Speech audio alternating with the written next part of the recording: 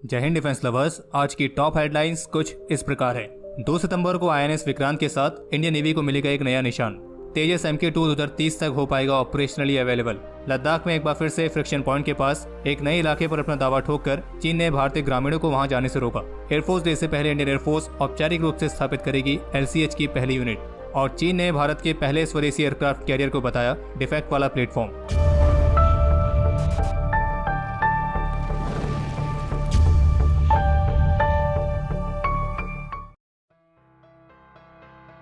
2 सितंबर को भारत के पहले स्वदेशी एयरक्राफ्ट कैरियर IAC विक्रांत की कमिश्निंग सेरेमनी के दौरान भारतीय प्रधानमंत्री श्री नरेंद्र मोदी इंडियन नेवी के नए निशान या यूं कहें इंडियन नेवी के नए ध्वज का अनावरण करने वाले हैं। और इसके बारे में PMO की तरफ से जारी की गई स्टेटमेंट के मुताबिक नेवी का ये नया निशान हमारे कॉलोनियल पास्ट को खत्म करेगा और ये भारत की समृद्ध समुद्री विरासत के अनुरूप होगा। हालांकि इंडियन नेवी का यह नया निशान किस तरीके का होगा तो इसके बारे में अभी कोई डिटेल शेयर नहीं की गई है, लेकिन मीडिया रिपोर्ट्स के मुताबिक वर्तमान समय में इंडियन नेवी के ध्वज में जो सेंट जॉर्ज क्रॉस है तो ये इंडियन नेवी के नए ध्वज से हटा दिया जाएगा। और ये नया ध्वज एग्जैक्टली कैसा होने वाला है तो ये तो खैर 2 सितंबर को ही मालूम पड़ेगा, जिस दिन IAC विक्रांत इंडियन नेवी की सर्विस में कमीशन होना है। और फिर उसके बाद नया ध्वज इंडियन नेवी की सभी शिप्स के द्वारा इस्तेमाल किया जाएगा। यह तो आपको मालूम ही होगा कि अभी वर्तमान समय में इंडियन नेवी का जो ध्वज है उसमें हॉरिजॉन्टल और वर्टिकल तरीके से लाल रंग की धारियां बनी है और इन्हीं धारियों को क्रॉस ऑफ सेंट जॉर्ज कहते हैं। और फिर इसके बीच में भारत का चिन्ह है और ऊपर बाईं तरफ हमारा राष्ट्रीय ध्वज है। और रिपोर्ट्स के मुताबिक लाल कलर की धारियां नए वाले ध्वज में से हट जाएंगी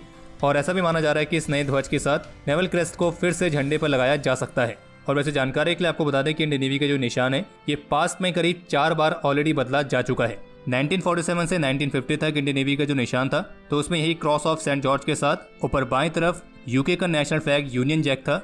और फिर 1950 में इस यूनियन जैक को भारत के राष्ट्रीय ध्वज तिरंगा से रिप्लेस किया गया और फिर इस निशान के साथ ये फ्लैग 2001 तक बना हुआ था। और फिर 2001 में इसमें फिर से बदलाव किए गए और जिसमें क्रॉस ऑफ सेंट जॉर्ज को हटा दिया गया था और उसके बाद नेवल क्रेस्ट को इसमें लगाया गया और ये नया निशान 2004 तक रहा। फिर 2004 में इसमें फिर से बदलाव किए गए और इस बदलाव में नेवल क्रेस्ट को हटा के क्रॉस ऑफ सेंट जॉर्ज को फिर से लगा दिया गया और बीच में राष्ट्रीय चिन्ह स्थापित किया गया। और फिर ये निशान 2004 से 2014 तक रहा था। और फिर 2014 में इसमें फिर से एक बदलाव किया गया और वो बदलाव ये था कि 2004 में इसके सेंटर में जो राष्ट्रीय चिन्ह लगाया गया था तो उसके नीचे लिखा गया सत्यमेव जयते। और फिर 2014 से लेकर अभी तक इंडियन नेवी की सर्विस में ये निशान बना हुआ है और अब इसे भी 2 सितंबर को बदल दिया जाएगा। और बाकी आपको ये भी बता दें कि इंडियन नेवी की इस फ्लैग हिस्ट्री पर हमने ऑलरेडी एक वीडियो भी पहले बनाई है, आप चाहें तो उसके माध्यम से भी जानकारी हासिल कर सकते हैं। और जिसमें हमने आपको ये भी बताया कि इंडियन नेवी के फ्लैग को इतने बार बदलने की जरूरत क्यों पड़ी।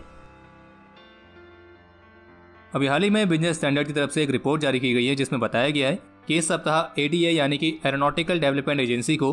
तेजस मार्क 2 के डिजाइन, डेवलपमेंट, टेस्टिंग और सर्टिफिकेशन के साथ आगे बढ़ने के लिए भारतीय प्रधानमंत्री की अध्यक्षता में CCS की तरफ से मंजूरी मिल सकती है और इसमें फाइनेंशियल यानी कि वित्तीय मंजूरी भी शामिल रहेगी। और रिपोर्ट के मुताबिक जो तेजस मार्क 2 है वो 2 साल के टाइम फ्रेम के अंदर रोल आउट किए जाने की उम्मीद है और फिर उसकी पहली उड़ान को कंडक्ट करने में 1 साल का समय और लगेगा और फिर 5 साल और लगने की उम्मीद है इसकी फ्लाइट टेस्टिंग और सर्टिफिकेशन के लिए। यानी कि इस रिपोर्ट के कहने का तात्पर्य यह है कि केवल 2030 के आसपास जाकर ही तेजस मार्क 2 ऑपरेशनल हो पाएगा। और अनुमान लगाया गया कि इस पूरे प्रोजेक्ट के लिए करीब 10,000 करोड़ रुपीस तक के बजट की रिक्वायरमेंट है और इसमें फ्लाइट टेस्टिंग के लिए स्मॉल नंबर्स में प्रोटोटाइप्स को बिल्ड करना भी शामिल है। हालांकि पहले कुछ ऐसी रिपोर्ट्स देखने को मिली थी जिसमें तेजस मार्क 2 के project director doctor V Madhusudan Rao की तरफ से बताया गया था कि ये जो प्रोजेक्ट है ये अपने टाइमलाइन के अनुसार चल रहा है। इसके कुछ पार्ट्स की मेटल कटिंग प्रोसेस 2021 में स्टार्ट होने की रिपोर्ट सामने आई थी और उम्मीद थी कि तेजस मार्क 2 को 2022 में रोल आउट किया जाएगा और फिर 2023 में इसकी पहली उड़ान देखने को मिलेगी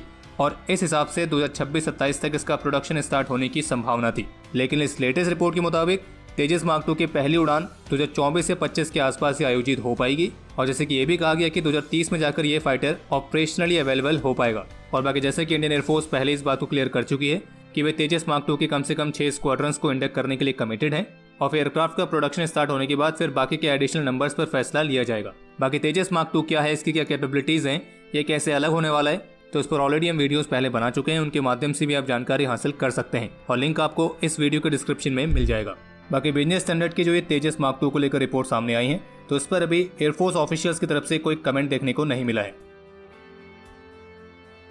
लेह सेक्टर से एक बेहद ही दुखद खबर सामने आई है कि कल 29 अगस्त को ऑपरेशनल डिप्लॉयमेंट के दौरान गंभीर रूप से घायल होने की वजह से 23 पैरा एसएफ के नायब सूबेदार हरिवीर सिंह ने अपने जीवन का सर्वोच्च बलिदान दिया है और आज हमारे इस वीर को पूरे सैन्य सम्मान के साथ अंतिम विदाई दी गई है। और रिपोर्ट के मुताबिक मिलिट्री एक्सरसाइज के दौरान पैराशूट में खराबी आने की वजह से नायब सूबेदार हरिवीर सिंह बहुत गंभीर रूप से घायल हो गए थे और उन्हें बचाया नहीं जा सका। हम ईश्वर से प्रार्थना करते हैं कि हमारे इस वीर की आत्मा को शांति मिले और ये देश इनके सर्वोच्च बलिदान के लिए सदा इनका ऋणी रहेगा। और जैसे कि पहले के डिफेंस अपडेट्स में हम आपको ऑलरेडी बता चुके हैं कि इंडियन आर्मी की पैराशूट रेजिमेंट की कुछ एयरबोर्न बटालियंस को स्पेशल फोर्सेस बटालियंस में कन्वर्ट किया गया है और उसमें से 23 बटालियन भी एक है। एलएसी पर चीन की तरफ से एक और नई चिंदी हरकत देखने को मिली है। अब की बार हुआ यह कि चाइनीज आर्मी ने लद्दाख के डैमचौक में सडल पास के पास भारतीय ग्रामीणों को उस जगह से अपने जानवर लेने से रोक दिया है जिसे पारंपरिक रूप से भारतीय चरागाह द्वारा इस्तेमाल किया गया है। ये जो घटना है ये 21 और 22 अगस्त की है और फिर इस घटना के बाद से इंडियन आर्मी भी तुरंत ही एक्टिव हो गई थी और लेटेस्ट मीडिया रिपोर्ट्स के मुताबिक इसी घटना को लेकर इंडियन आर्मी ने अपने चाइनीज काउंटर पार्ट के साथ एक मीटिंग भी कंडक्ट करी है और ऑफिशियल सोर्सेज की तरफ से ये भी क्लियर किया गया कि इस दौरान किसी भी तरह की आपसी झड़प या मारपीट नहीं हुई है। और सोर्सेज का यह भी कहना है कि चीन की तरफ से विवादित बनाया गया नया इलाका एलएसी पर 2 साल से गतिरोध में फंसे इलाकों के ही करीब है। और बाकी डैमचौक में सडल पास के पास जिस जगह पे भारतीय ग्रामीणों को चाइनीज आर्मी ने जाने से रोका था तो वो जगह पहले से ही भारत की रही है, लेकिन अब चीन इस इलाके पर अपना दावा ठोककर भारत को फिर से उकसाने की कोशिश में है। और फिलहाल अभी तक इस तरह की ऐसी कोई रिपोर्ट देखने को नहीं मिली है जिसमें स्पष्ट किया गया हो कि इस नए इंसिडेंट को लेकर इंडियन आर्मी और चाइनीज आर्मी की भी जो मीटिंग हुई थी तो इस मीटिंग में इस विवाद को किस तरीके से सुलझाया गया है। यानी कहने का मतलब यह है कि भारतीय ग्रामीणों को जगह पर वापस जाने की अनुमति मिल गई है या नहीं मिली है, तो इस बात का भी कोई स्पष्टीकरण किसी रिपोर्ट में देखने को नहीं मिला है। इसके अलावा आज मंगलवार को मीडिया के साथ एक इंटरेक्शन के दौरान न्यूली अपॉइंटेड जर्मन इनवॉय की तरफ से भारत और चीन के सीमा विवाद को लेकर एक बयान देखने को मिला है जिसपर उनका कहना था कि अरुणाचल प्रदेश पर चीन के दावे अपमानजनक है और भारत के साथ सीमा पर चीन द्वारा किए जाने वाला उल्लंघन बेहद ही मुश्किल है और इसे स्वीकार नहीं किया जाना चाहिए। और उनका कहना था कि चीन के ये एक्शंस इंटरनेशनल ऑर्डर का वॉलेशन है, लेकिन इसके साथ उन्होंने ये भी कहा कि जो इशू है ये यूक्रेन क्राइसिस से बिल्कुल ही अलग है। और जर्मन एनवॉय की तरफ से ये बयान खास करके तब आया जब उनसे भारत के उस तर्क के बारे में पूछा गया जिसमें कहा गया था कि जब एशिया में अंतर्राष्ट्रीय कानून के उल्लंघन की बात आती है तब यूरोप की प्रतिक्रियाएं अक्सर कुछ भी नहीं होती हैं और जबकि वे अपने क्षेत्र में समस्याओं के बारे में अलग अलग तरह की प्रतिक्रिया करते रहते हैं। और इसलिए इस पर उनका ये कहना था कि चीन के साथ भारत की सीमा पर समस्या यूक्रेन पर रशियन हमले से अलग है और आप इन दोनों मुद्दों को एक समान नहीं रख सकते हैं। और बाकी जर्मन एनवॉय की तरफ से ये भी कहा गया कि रशिया यूक्रेन क्राइसिस के रिगार्डिंग भारतीय पक्ष ने अंतर्राष्ट्रीय नियमों का उल्लंघन होने वाली समस्या को भी रिकॉग्नाइज किया है। फाइनेंशियल एक्सप्रेस की तरफ से जारी रिपोर्ट के मुताबिक 8 अक्टूबर को एयरफोर्स डे से पहले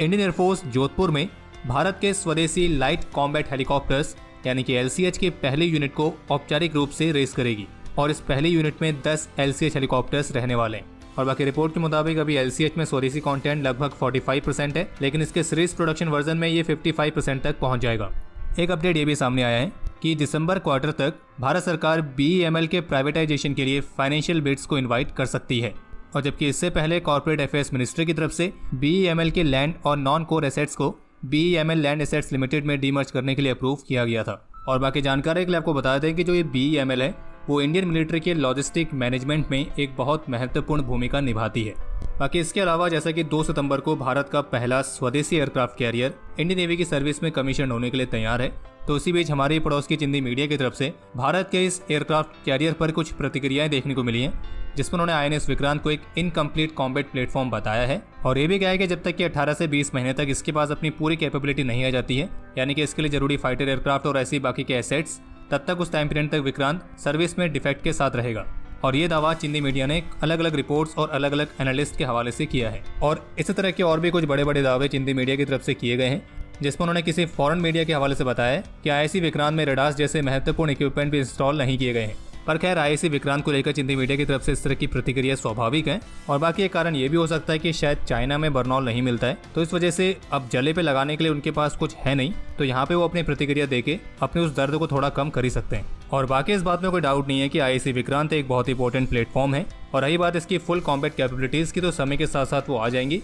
और चाइना को इस बात की चिंता करने की भी जरूरत बिल्कुल भी नहीं है कि IIC विक्रांत में डिफेक्ट है या नहीं है, इसकी कॉम्बैट कैपेबिलिटीज क्या है क्या नहीं है, तो वो तो खैर बात की बात है। और हाँ, चाइनीज नेवी को भी अगर गोलगप्पे खाने का मन कर रहा है तो इंडियन नेवी भी हमेशा उसके लिए तैयार है। और बाकी अब समय है आज के इतिहास का। आज के दिन 2020 में लद्दाख में गलवान वैली में देश के प्रति अपना कर्तव्य निभाते हुए मेजर दीक्षांत थापा ने अपने जीवन का सर्वोच्च बलिदान दिया था। आज के दिन सन 2000 में मणिपुर में अपने अदम्य साहस और वीरता का परिचय देते हुए कैप्टन हेमंत प्रेम कुमार भी वीरगति को प्राप्त हुए थे और मरणोपरांत उन्हें सेना मेडल से सम्मानित किया गया। आज के दिन सन 2020 में जम्मू कश्मीर के राजौरी डिस्ट्रिक्ट में नायब सूबेदार राजविंदर सिंह ने भी अपने जीवन का सर्वोच्च बलिदान दिया था। आज के दिन 2010 में इंडियन नेवी के लेफ्टिनेंट कमांडर FD मुगल ने भी अपने जीवन का सर्वोच्च बलिदान दिया था और उससे पहले उन्होंने अपने करीब 6 साथियों की जान भी बचाई थी। बाकी आपके लिए आज का सवाल, इंडियन नेवी की सबसे पहली स्वदेशी न्यूक्लियर पावर्ड सबमरीन कौन सी है? और अब समय है आज के टॉप 3 कमेंट्स का, जो ये रहे आपकी स्क्रीन पर।